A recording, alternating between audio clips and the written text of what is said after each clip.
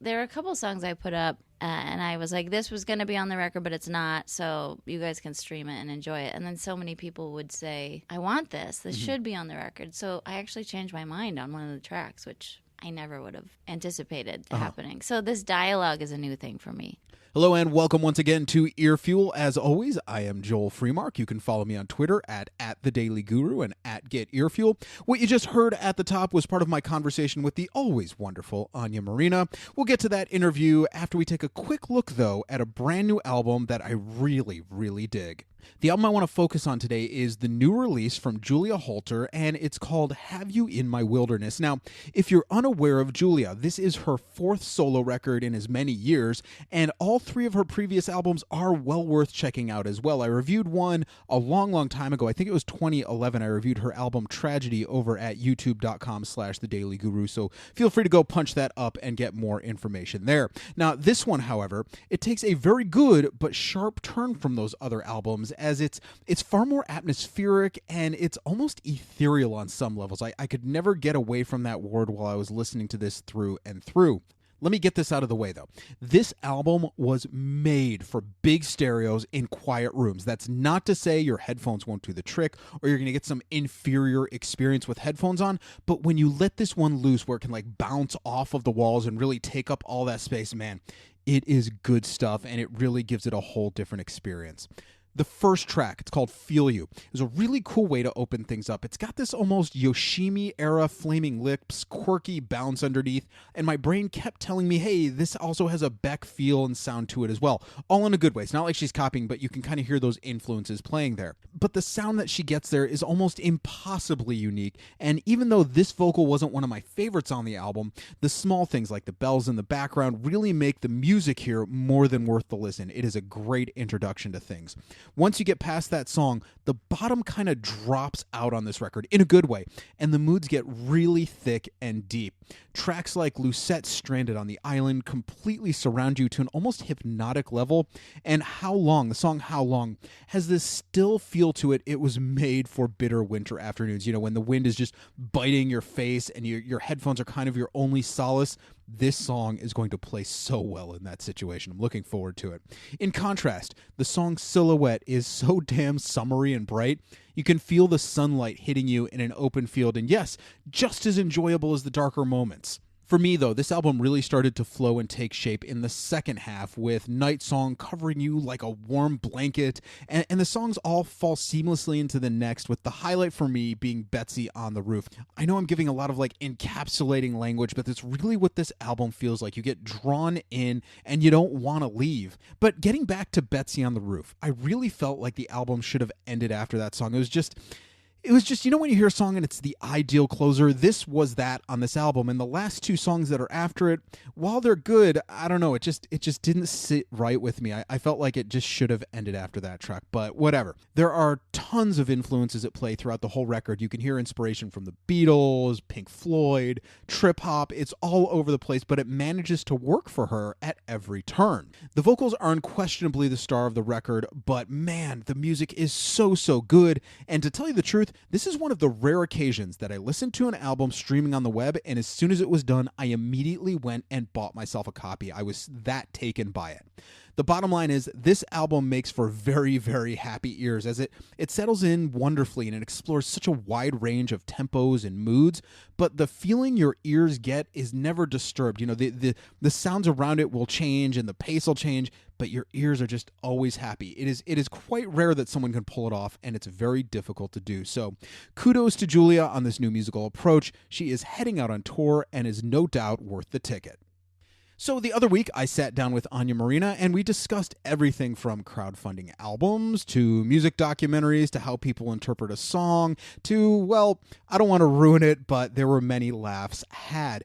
If you aren't already a fan of Anya, first off, what's wrong with you, really? She's been doing solo records for more than a decade now, and she actually went to Pledge Music to crowdfund her next album. It's going to come out early next year, and as a lot of you know, Pledge Music is one of my favorite things in the musical universe. I think it's everything right about the future of music. You can find her over on Twitter at Anya Marina. That's ANYAMARINA. And she's also got a great podcast over on SoundCloud and iTunes and everywhere you can get podcasts. It's called We Know Nothing, so be sure to check that out as well.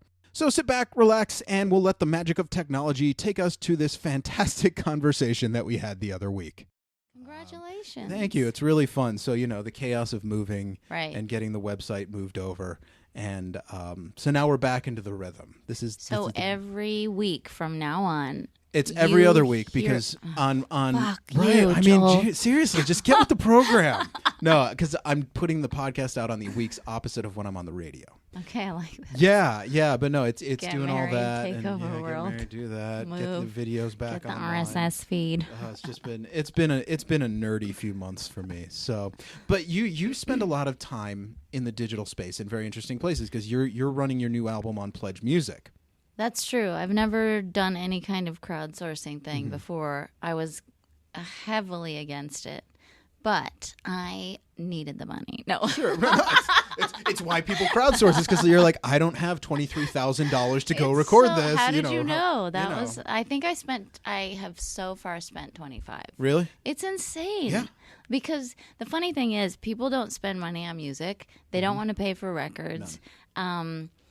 And they don't even want to pay for shows. I find myself doing that too with my friends. I'm like, oh, your band's playing. Can you get me on the list?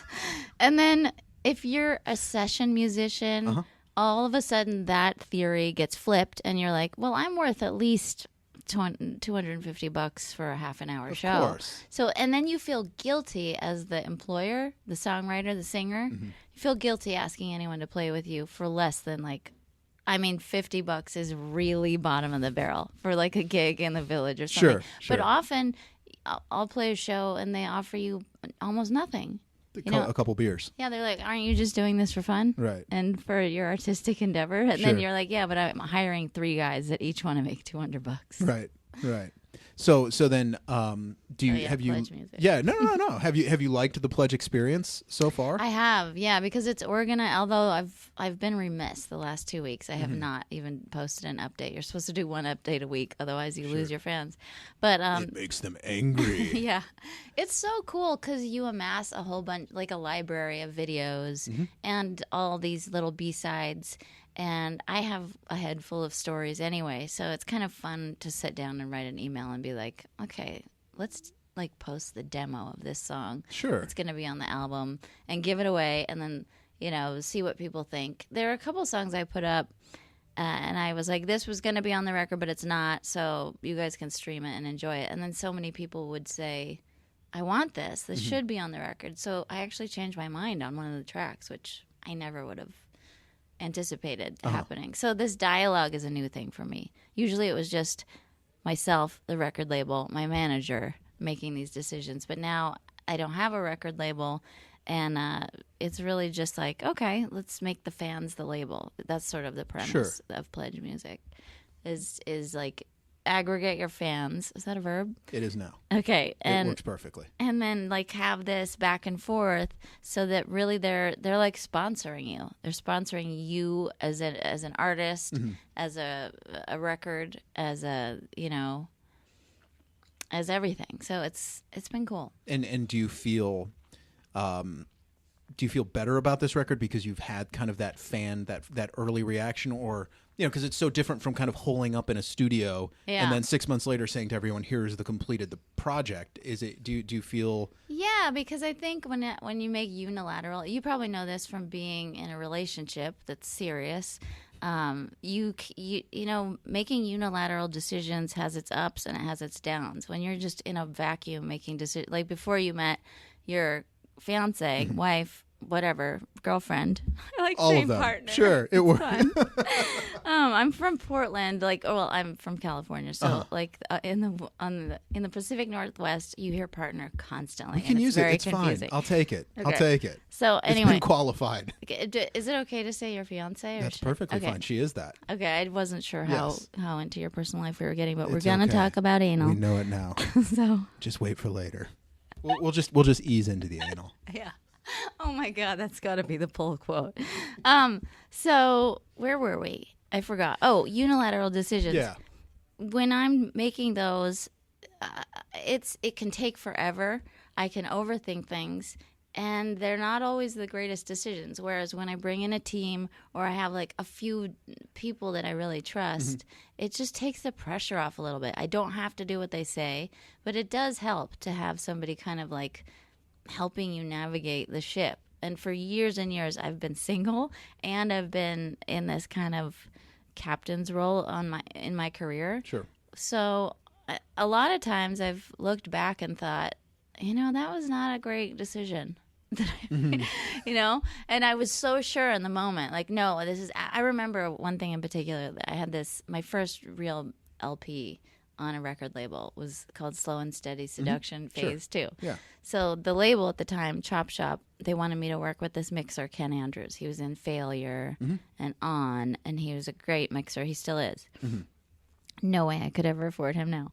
But at the time, I remember I gave him this track, Vertigo, and it was like 2 minutes long, and I said, mix it. And so he cut out a verse. He took the chorus. He repeated it twice in the second instance, and then I think he repeated it like 2 or 3 times, and he chopped this. It was like plastic surgery on this song. I mean, he really did a number on this song, and then he added some other little synthy thing, and I was so livid and offended, and like, this is the worst possible creative move. He ruined my song. Yeah. I hate this. I'm a sellout. I sound like this sounds so cheesy. And I told the label, I'm like, this is a bad move that we're gonna have this guy mix my record. It just does not sound good. I feel my heart hurts. Like, it felt like someone socked me in the gut. Sure. And thankfully I had a good A&R at the time, John Rubley, and he said, sleep on it. Just sleep on it. This is a regular reaction.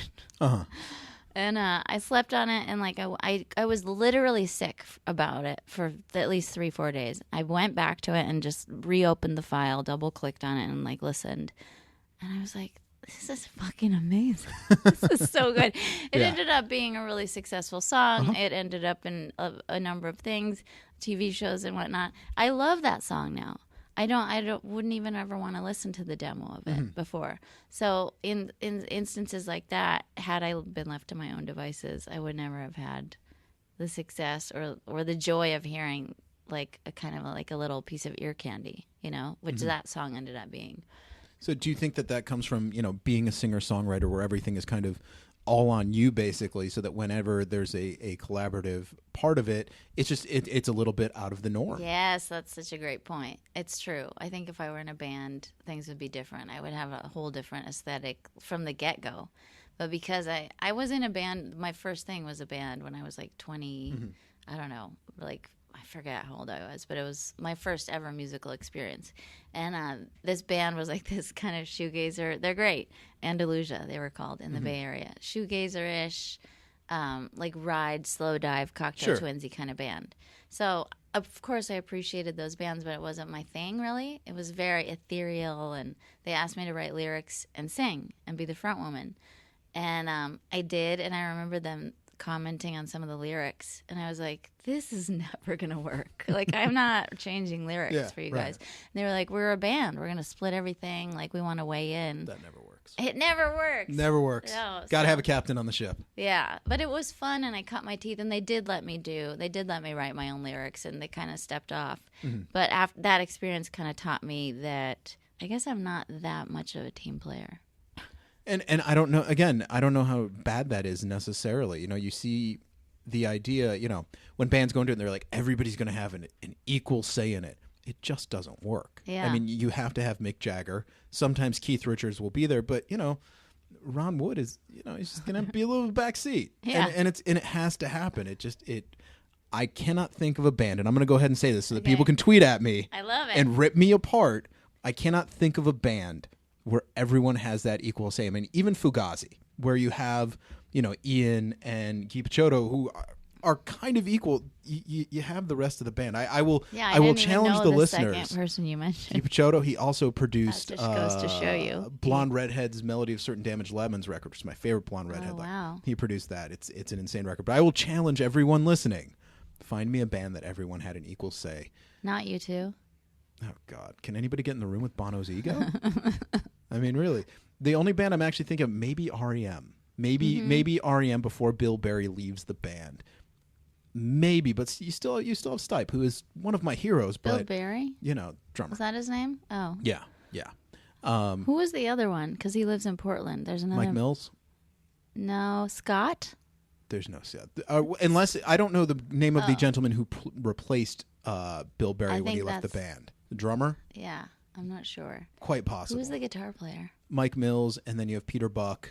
Okay. Michael Stipe. And I Bill should Berry. know this, but one of them lives in Portland. It's okay. Michael Stipe lives somewhere in the city, and I want to bump into him one day. I want to be like Francis Bean and be able to call him my and just like call Michael and just be like, hey, whatever, right? Can you be like my life coach and give me life advice, Michael? I just sit there and listen because he's by osmosis, you just get so much genius. He's amazing. I remember buying that record with Crush with eyeliner or whatever on it. Monster. Yeah. Yeah. Orange one. Yeah, I love that. That was such a great song. It one of my favorite things, and I was actually talking about this because it came up on the iPod when we were traveling the other week, and the story behind Country Feedback, which is on, I'm pretty sure that's on Out of Time, that it was the entire lyric is improvised. Like the band was playing. I think I remember reading Michael that. went in with like 2 or 3 sentences on a piece of paper and just did the whole lyric, and there's actually a flub on it. He starts the second verse, waits, and then restarts the second verse. And to me, I was like, that's the pinnacle of Michael Stipe, that he can just walk in, just do a vocal and walk out, and it's better than just about anything else out there. Yeah. That's my favorite thing when you hear those little flaws on a record. I love that. That's why I love so much of Stephen Malkmus's solo stuff. Yeah. And I love Spoon because they always have weird background noises like clicking. And, I've like sat there in my room with my headphones turned all the way up going, what is he saying? Yeah. Or the Beatles, or they're like starting songs and stopping, and I can't think of which one. But no, it's one of the things I really don't like about digital recording is that you can just delete the imperfections. Yeah. And the imperfections, I mean, it's I like dirty records. Not all the time. I mean, certain things you want it clean. You want to, like a Daft Punk record, you want it clean. That's true. It's got to be right. But, with like a rock and roll band, like the last Gogol Bordello record that came out was so clean, and it drove me nuts. I'm like, this is a band that used to just like hang around the Bowery at 2:00 in the morning doing whatever. Yeah. And they just have this really crisp, clean sound, and you take away the soul from it. If any band needs a dirty sounding album, it's Gogol Bordello. Yeah. I mean, it's just it's heartbreaking because you're like, oh, this record's so crisp. Yeah. And I don't know. What are you recording analog? Are you doing digital? Are you doing a little bit of everything? It's digital, but I try to have it sound as analog as possible, in the sense that I hire actual musicians. We're working in a house. You hear like creaky floorboards. We recorded a couple songs not to click, I think, which was really fun. And so it has a much more like rough and tumble feel. Half the record was recorded in Williamsburg at my friend Roger's studio. Okay. Roger Greenewalt, and every 30 seconds a truck drives by. So it's like periodically he would stop the tape and go, unlucky truck. Yeah. Take 2. It was a little too loud. Yeah. Yeah. It's just like, vroom. But you hear a lot of that, which I love. Yeah. I love that stuff.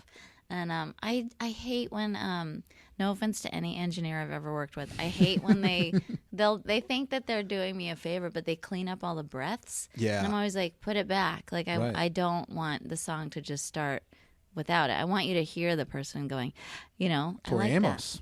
that. Oh my God, like, so good. All over the place, and it's part of the sound. Yeah. It's part of why that music is so sensual and Yes. just gorgeous, is because you hear every single breath on her Fiona. stuff. Right. All of them, yeah. I could not agree with you more. Yeah. So you're in good company on that. And I think a lot of people out there just like, yeah, it's, when you just cut in on the vocal, it's just it's not natural. Yeah, I think that's why it's so important to like put a lot of effort into mixing and mastering, which I'm doing now. So I have to make some good big decisions now. This is the not fun part for me of the recording Making process. the big choices. Well, like artwork and design, I'm stalling so much. I had to like get so much support around that today. Was just like calling all my friends saying, I'm procrastinating. I can't put the fucking album things together and like send it to the guy. And because I have to kind of visualize what do I want this to look like? And then it's final. There's something about that that's done. Yeah, it's just like, it's scary. But I've got the lyrics all printed out, so that's good. But just, it's not fun to do all the, like, copyright by, legal, Right. all that, like, publishing company, ASCAP, BMI, like, getting all those credits right. I hate that stuff. It's just not fun at all. And then doing all the thank yous and hoping you don't spell someone's name wrong. Totally, or forget. I mean, God forbid, forget people. worst. I've Yeah, actually right. had friends say, I can't believe you didn't thank me in the record. It's just like, please, God, you have to know that those don't mean Right. anything. It's not like that's the least important part of the record, but it's kind of the least important part of the record. It's just anytime you read an album thanks, if it's a male band, I would say they're just thanking their legal department and the girls that they've slept with. Basically. That's what's Yes. happening. Yes. It's, I never take offense to Or the like, girls they want to sleep with right.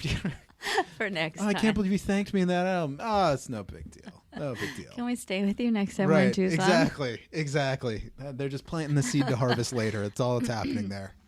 Do you have a projected release date yet, at least in your mind? January 29th, 2016. So, yes, you definitely do. Yes, I'm hoping for that. I kind of want to push it back a little to February, but just because everybody's getting back from the vacation, Sure. whatever, from their holiday. But I don't know. I also just want to get it out there. Be done. Yeah, I mean, it's been recorded, it's mixed, it just has to be mastered. So, and we're now talking in September Yes. or whenever this airs. Soon. October. Yes. No, it's airing in 2015. September. It's most definitely airing in September. Yeah.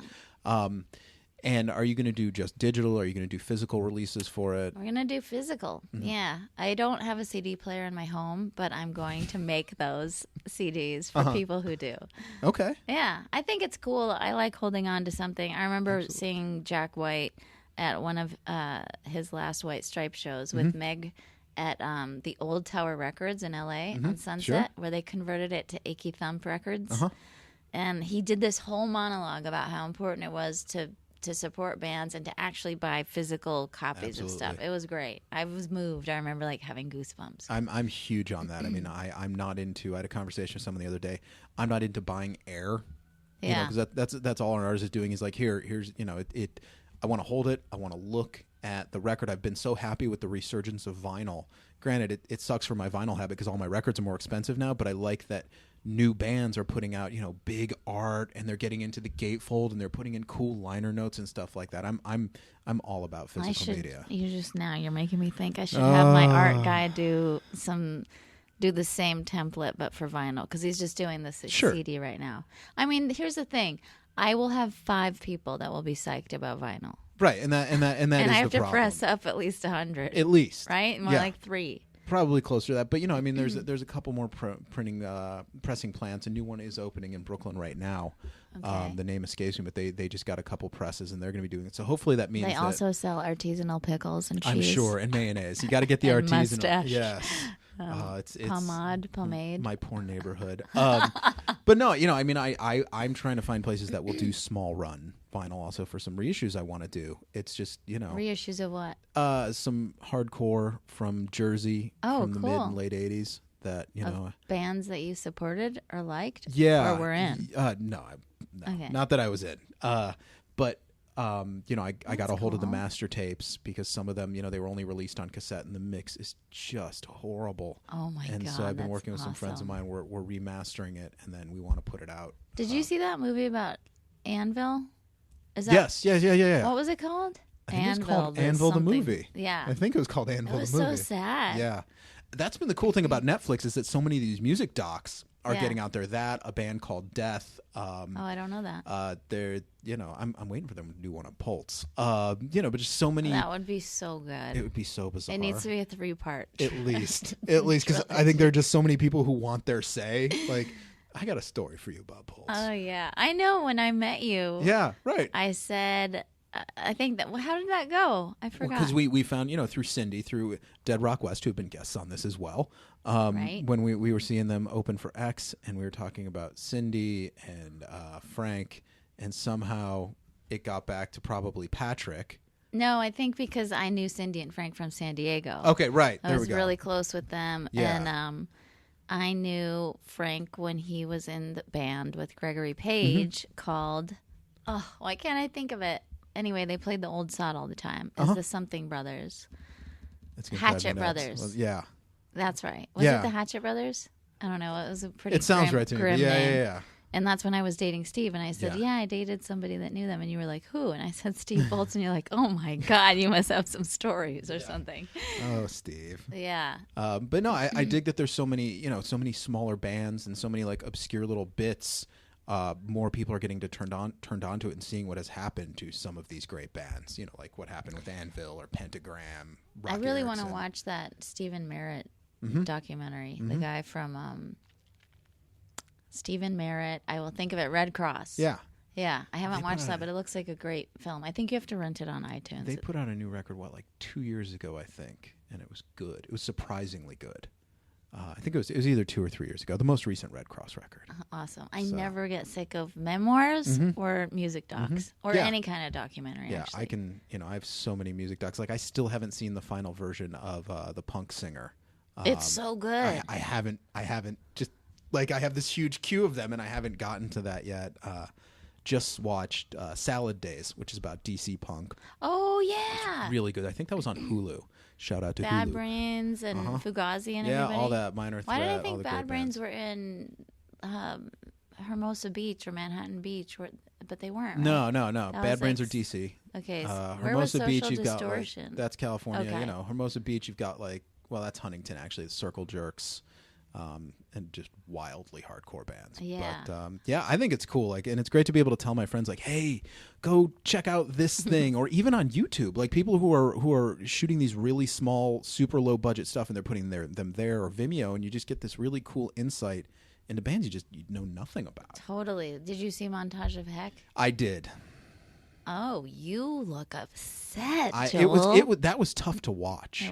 It was tough to watch. And I think I read something that Crazy Courtney, wants to do her own version because she feels so much has been left out. But it's just, it's like it was tough to watch. But it was lived up to the hype of yeah. just being destructively beautiful. I enjoyed that one a lot. I usually. Whenever it's a larger budget thing, I find myself actually walking out on them. I get really mad. Like I walked out on Walk the Line, the Johnny Cash pick that came out a number of years ago, because it was so Hollywood and so far from historically accurate. I was mad about it. I could see that. And yeah, you're a real music lover. I'm a nerd. You're a purist. Yes, and I did that with Ray. Although Jamie Foxx was great, they were just taking too many artistic liberties for me, like they did with The Doors all those years ago when Oliver Stone did the Val Kilmer film. I was like, this is a movie kind of based loosely on the Doors and Jim Morrison. I want a real documentary. So yeah, I feel you. I enjoy almost any level of documentary. Also, like I saw the one about the Southern California band with like Carol, the bass player. I'm forgetting now, but the Wrecking Crew. Mm-hmm. That was great. Mm-hmm. And it actually wasn't great. Let me qualify that. Not a fantastic documentary. In fact, there was some controversy around it. Like Carol hasn't signed off on it or doesn't love it. But it was really entertaining just because there's so much old footage. That's what I liked so much about Montage of Heck. Yeah. I was shocked at how much old footage they have had of Kurt. All those tapes. Mm-hmm. I mean, it's incredible. He kept so many diaries, and I think they used his actual writing. Yeah, a lot of it. Yeah, it was really special to sort of feel privy to that. Right, to get kind of an insider look on that. Yeah, it's technology, you're so wonderful. Did you document other than the stuff you did for Pledge Music? Did you do any documentation of the new record? Nothing that's not already on Instagram. Really, Mm-hmm. I should have. There's one little teaser that's going to come out there's just a little behind the scenes stuff. But no, I mean, I forget to do that stuff. We had a professional photographer come by, thanks to Dave Depper, who produced a lot of the record in Portland, and he's now in Death Cab for Cutie. But he was like, let's bring this guy by. And so this really nice photographer, Jason Quigley, came out, and he took a bunch of photos. And then Spencer Gentz, who did one of my videos, came out and shot some stuff, which ended up in the Pledge video. And again, will be in this little teaser movie. But nothing too scandalous. Has your writing style changed? Because the music, if you go back to your first record, it's a lot more kind of direct singer songwriter style, not in a bad way. Mm-hmm. Not in a bad way. There's a clear musical evolution. Do you like kind of the direction things are going, or? Yeah, I think so. I mean, it's been it's weird to listen to the first record for me. It's always a little uncomfortable. But when I think about it, at the end of the day, and that's such an overused, hackneyed expression. We'll let it go. I am a singer-songwriter, even though I think that term has gotten such a bad rap. But I can pick up an acoustic guitar and entertain a bunch of people for an hour with some songs. I couldn't do that with a keyboard, so I'm fairly limited. But I can't recreate the sounds on the record all by myself necessarily. But I can get close on a few songs. So that'll be challenging for the next tour because this next album, it does have a lot of like piano-based stuff and stuff that's more rhythmic. There's like one song that's almost entirely percussive with just a vocal on top, and then like these rad guitar solos that I cannot play myself that Dave played. Sure. So that'll be interesting to see if I can even pull that off on tour at all. I might have to use some tracks behind me, but I think my songwriting has evolved. It's hard to talk about how because I don't look back a lot. So I think I've probably gotten more comfortable with certain stuff that I thought was uncool, like the songs that have an old-fashioned sound to them. Sure. They have reappeared, and that's always been a part of my, songscape in my mind, like because my parents raised me with a lot of jazz and like cabaret and that kind of stuff. So there's a song or two like that on the record, and then there's like rock and some dancier kind of stuff. Yeah, I mean, it's definitely there's definitely more to it sonically in the last few records than the first one. It's just it's building out where a lot of people who do get put under that umbrella of singer-songwriter, it's the same thing. It's like, oh, it's an acoustic guitar and lyrics. Right. It's another 12 songs of that. And that there's nothing wrong with that, but it really seems like there's been a lot of growth as you've been expanding into different sounds over the last 2 or 3 records. Yeah, I feel like with the second record or the main one that came out, Slow and Steady, that was so much fun and it was so whimsical because there was a lot of percussive stuff and a lot of loops, and I had never written around loops before, and that's when I was kind of playing around with my friend Britt from Spoon's loops that he would send me, and I wrote a lot of songs around those, and that helped color my sound. And I loved that. That was really fun. And then on the next record, I just kind of wanted to stretch my wings. I was living in Portland. It's a very dark city. It's got that vibe, and I just wanted to make like a sort of I don't know, just like a more Portlandy sounding record. I was really inspired by the city. I was walking around in the rain a lot. And I kind of wanted to try my hand at producing myself. So that was really fun. And it had almost no commercial appeal because right then that was the time when my record label was cutting ties with their parent label and going somewhere else. So that record didn't really have a chance. So on this one, it's been fun to do the pledge thing and kind of see, like, okay, what is it like when I don't have a label telling me what to do or which direction to go in, and I can, like, hire my own PR person, marketing, etc., and see where it goes. But I've learned that what's happening on radio now is not at all what I'm doing. Like on pop radio or Hot AC or AAA. Sure. Who was it that I consulted a bunch of, like big radio guys, I say because a lot of them are guys. I did ask my one radio indie friend who's a female, but she's busy. They were like, yeah, it's just not, this is a strange hybrid between you're not quite in Hot AC and you're not quite in AAA. So I don't see it fitting in. It'll be good on specialty radio, but it won't like end up on, on whatever Jack FM or something. Sure.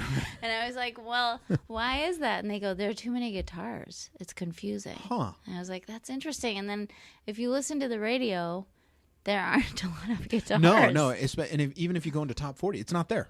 Yeah. There's none. There, I firmly believe that we are losing the art of the riff, of the monster riff. Like, when was the last time you just heard like just a killer rock and roll tune? Yeah, it's they're kind of fading, and even more intricate guitar work is kind of being forgotten at the moment. Which it comes in waves, I hope, and it'll come back at some point. But that's interesting that they said that. So do you think, from how the product turned out, will you do your next record through Pledge? I mean, did you like the overall process by not having kind of corporate overlords? I think, I mean, we'll have to see how this goes, because the goal is to get it into as many people's hands as possible. Of course. I'd love to, because you can also retain the masters, which is so important as an artist. I mean, I'm not going with a label. I could. I know people that have done pledge and then have ended up with a label, but I chose not to do that. So I'm excited to see what'll happen. It feels like it's a much more empowering road to take. It's scarier because you don't know if you'll, make your bottom line.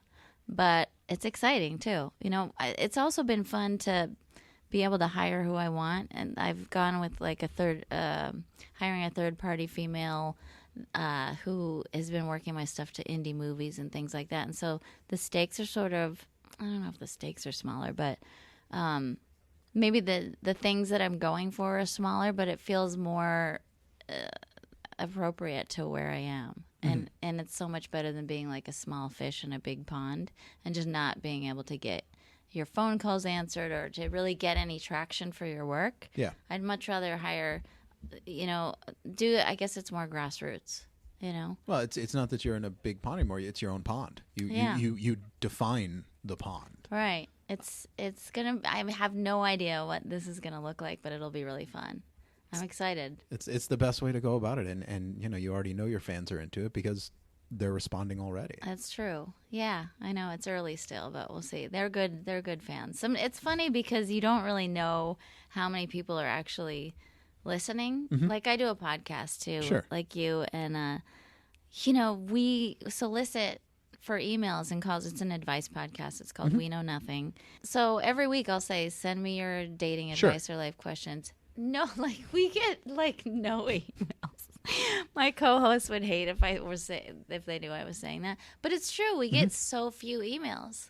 And then I asked them how many people are listening to us a week, and they came back with all these stats, and they were like, it looks like 7,000 people a week. 7,000 people a week, and maybe 2 or 3 emails a week. Well, and that I will say, just to make you feel better. Okay. If you look at terrestrial radio statistics, less than 0.5% of listeners call in at any point in the listening process. So it is still in a lot of ways a one-way process, even though a lot of people think that podcasting is more intimate and it's more interactive. It's not. It's not. You just have to trust that somebody's out there nodding their head. Right, because you think of it this way. If you think of the biggest podcasts out there, whether it's What the Fuck or whether it's like Nerdist or something like that, the interaction level is higher in number. But I have a feeling percentage-wise, it's exactly the same. I think you're right. Yeah, So. I'm not one to ever call in or write in. I wouldn't want to do that. What do you like? Hey, I'm shy. Well, I'll make a bunch of email addresses and we'll just have everybody who's listening, we'll just have them all email their relationship problems. Yes, please. We'll combine forces because, please, music nerds have more relationship problems than just about anybody. You think? I've always said it. I don't feel bad that I can relate to music better than I can relate to people. It just is like it's something I've had to work through so that I could have a functional relationship. Yeah, how but the for hell years, did you do that? yeah, I don't know. But for years and years, like I'd say, I don't get what you're saying there. And then I'd put on like a Stooges album or something but I understand that emotion. Yeah. So I think it was trying to take what I'm hearing in like some avant jazz or something and saying, oh, that's what people do, and just kind of making all of those connections. Right, because it's this one-way conversation in a way. Or it's not a conversation. It's just, like, I don't want to know what Liz Phair really meant behind X, Y, or Z song. Sure. I just want to know what I think she meant. Right, exactly. And, and even John Lennon, so many musicians have said that basically, once they put it out there, yeah, whatever you want it to be, that's what that song is about. It drives me nuts when I see musicians say, oh, no, you have the wrong interpretation of my song. Oh, really? Do you hear that? Some people, yes, I've heard it many times, and it's like, but wait a second, I have my own life experiences, and I'm applying your music to my life experience. Yeah. And now it has this meaning to me, so. I remember dying to know what certain artists that I loved meant by certain songs, and then I'm kind of glad I couldn't, there wasn't really the internet at that time. I was like going to the library and looking shit up on microfiche at one point, like trying to find, like, what is this song about, or songmeanings.com and all that. Sure. And I don't know. I guess I've forgotten about it, but it doesn't really matter ultimately. And it's interesting when people ask me like what a song means, and I'll tell them like I'm because I felt like I never got answers, so I'll give people Sure. what I think. And I'm like, well, it can mean what it means to you, but this is what I was going for at the time. That's where this song came from. Yeah. And then they'll tell me their interpretation. It's like insane. I'm always shocked. Like, what? And there then was you a just- whale and then And there's... a wizard? Yeah. What do you mean there was a wizard with A making mashed troll on potatoes? a bridge. I don't get it. But then you have to be gracious and be like, well, I'm glad Yeah. like that this song could have that impact. Yeah, for or you. I'm like, shit, I wish I would have meant that. That's really cool and astute and like interesting. Yeah. No, Yeah. Mine is just like, oh, I was sad about a guy. So I wrote a song about being sad about a guy. It wasn't, That word just rhymed, and that's why I used it. It just... I was trying to finish the damn song, and so I went to thesaurus.com, and I just found a word, and it worked. Yeah, my mom will go into long-winded interpretations of my music, and then she'll link it to my psychological health at the time. And I'm like, that's not fair, and you need to stop. It's the worst. Like, yeah, she'll be like, remember how you were telling me you were dating someone new? Well, I was listening to this song from 3 albums ago, and haven't you learned your lesson from that song? I'm like, oh my God, you need to take a nap. I'm never giving you another one of my records, ever. Ever. It's a bad idea. Yeah. Well, on that note, thank you for coming by Thank and you making so some much for time. having me. And good luck with the record, and we'll see you on tour. Thanks. This has been great. Alrighty. My thanks again to Anya Marina. Be sure to check her out on tour this fall. And hey, go follow her at Anya Marina. She is a wonderful Twitterer. Before we get out of here, I do, of course, have your weekly Earfuel assignment. I would not at all leave you without that. Fear not. For those of you new to things, each podcast, I give out an album that you should listen to that week, this week, when you're listening to it, without any distractions whatsoever. I really believe that the idea of listening to music for the sake of the music has been almost completely lost, as we now relegate music to background noise when we're driving, at work, working out, whatever. And this is about taking time each week and consciously listening to music, a specific album. This week, since we mentioned him in the conversation, your Earfuel assignment is Steve Poltz's Chinese Vacation album. Now, over the past 20 plus years of my life, Steve has always delivered the most entertaining and unforgettable live performances I know of, and while all of his records are well worth owning, this one will always have a special place in my heart for a number of reasons.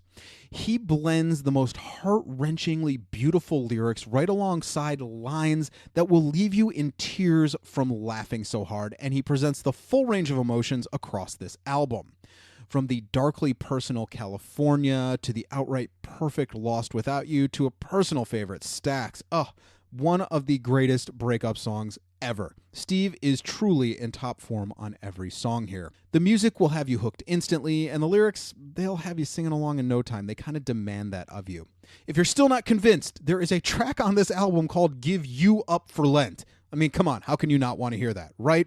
Really, though, Steve Poltz has a gift like no other musician in history, so do yourself a favor and check out Chinese Vacation. Thanks again for joining me. As always, you can find me on Twitter at @TheDailyGuru and at GetEarfuel. And hey, if you enjoyed this, and I hope you did, go ahead and tell a friend, because that's the greatest thing you can do is give friends things that you like, right? That is your weekly Earfuel. Share and enjoy.